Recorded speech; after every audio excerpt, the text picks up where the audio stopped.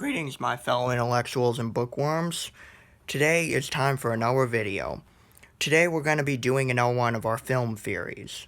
Now, as before I get into it, I want to give you a preview of what's to come. I'll have more book reviews for you, the three that I have been promising for a while, plus some new ones, as well as a few different videos. My thoughts on the 2020 election field for Democrats. Common anti-American arguments and rebuttals for them. Feminist arguments debunked, or something like that. The one you'll have today. And the Fire Nation was secretly the good guys in Avatar: The Last Airbender. Alright, that's just a general idea. I may do some or none of them. It depends. Essentially, it depends on whether I come up with good enough ideas to keep going. But here's our film theory. The Jedi are actually space terrorists. And before I get immediately condemned as an American imperialist, supports imperialism, supporter of space Nazis, blah blah blah, empire supporter, both sides were evil and committed atrocities. It's just that in this case, the rebels committed worse ones. Now, people very frequently bring up, what about destroying Alderaan? It's kind of like Pakistan or Saudi Arabia. If you support terrorists and you get bombed for it, you're not an innocent victim. And Alderaan was not an innocent victim in this. They supported terrorism, and as a result, they got destroyed by nuclear weapons, or their equivalent. Yes, weapons of mass destruction, blah, blah, blah, horrible weapon, collateral damage. Well, and you might be saying, well, those people didn't choose to be there. They didn't choose to have their planet support terrorism. It's, to a certain extent, you're right, but to a certain extent, you're also wrong. Think about it like this. On Alderaan, the people they elected supported terrorists, so the majority of people must have supported terrorists, or at least tacitly condoned it. And also, innocent victims, well, their planet is supporting terrorism. So, if anything, it doesn't make the Empire at fault for the fact that their planet blows up. It makes the rebels at fault. Han Solo and his band of space terrorists received support from this area and put civilian lives on the line, and then those civilians got destroyed for supporting terrorism. That's not innocent fatalities. If anything, those are on Han Solo's shoulders. And the Battle of Jeddah, in this case, is not another good counterpoint as well. They were hiding in civilians, which is against international war laws. It is illegal for an enemy combatant to hide among civilians. And if you do so, according to the Geneva Convention, you lose all your rights to protection as a combatant in the Geneva Convention. Now, before you throw the fact that I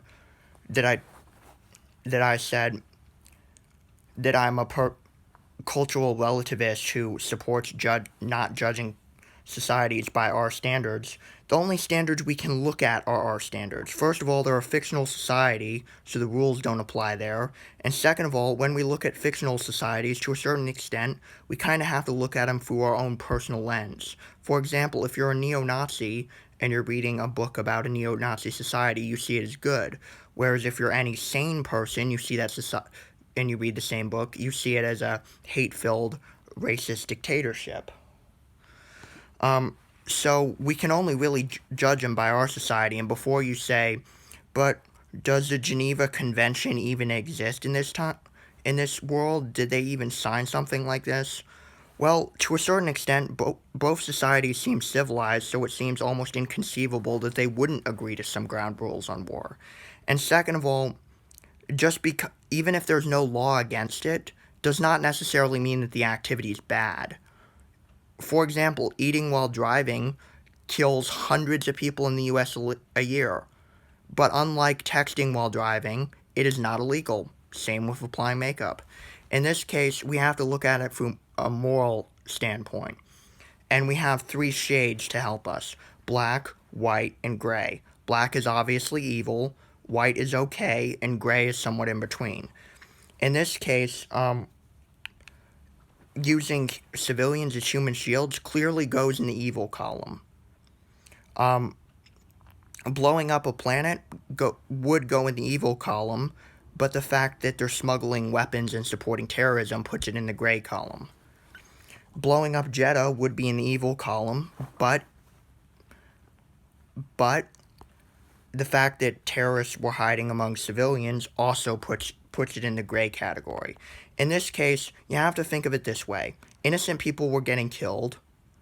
It would be impossible to root them out because they're hiding among civilians. And what are you supposed to do? Yes, nuking the planet is extreme, but it's kind of like, before everyone throws shit at me for saying it's kind of like Vietnam, it's like an urban Vietnam. It's like Stalingrad, if you will. We were a hair's breadth away from using nuclear weapons there because we're like, fuck this. And it probably would have worked, but we have restraint. To a certain extent, they don't, because they've been fighting a long war basically against terrorists who won't stop. Alright?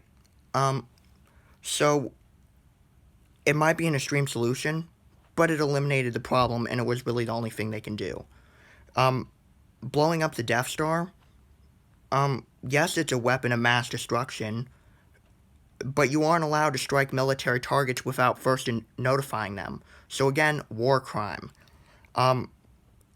People taken prisoner, there's footage shown in Rogue One of them being shot. Again, war crime. Another sign that they are actually terrorists is, who in their right mind would put a 12-year-old in flying one of the most dangerous ships or planes ever? In this case, terrorists, that's who. Who would put an AK-47 in the hands of a 12-year-old? ISIS or Al-Qaeda. Someone like that. The only thing we're lacking to make them official space terrorists is if we gave them a turban, a contemporary weapon, darkened their skin, and made every word they say Allahu Akbar, motherfucker.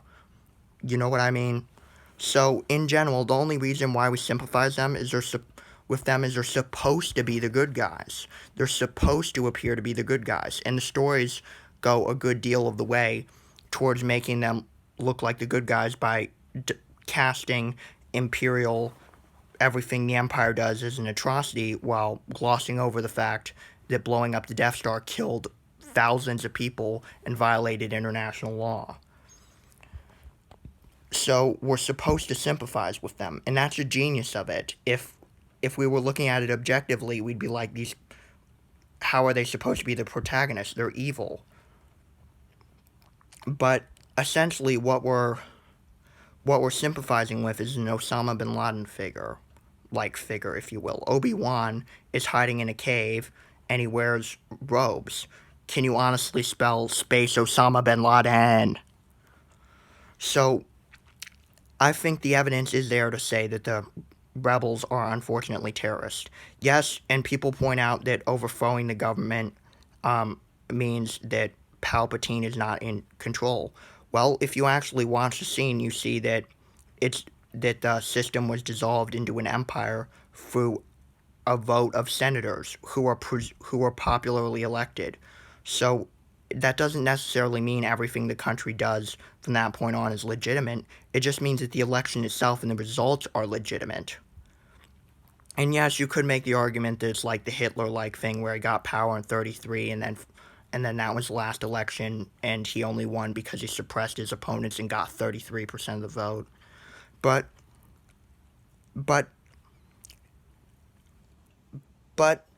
ultimately I would have to agree. It turns out that the Empire is the good guys, and the rebels are not freedom fighters, but actually terrorists. So, this has been our film theory. Like, comment, and subscribe if you have not done so. This is Sean Hartnett wishing you a happy day, and more to come.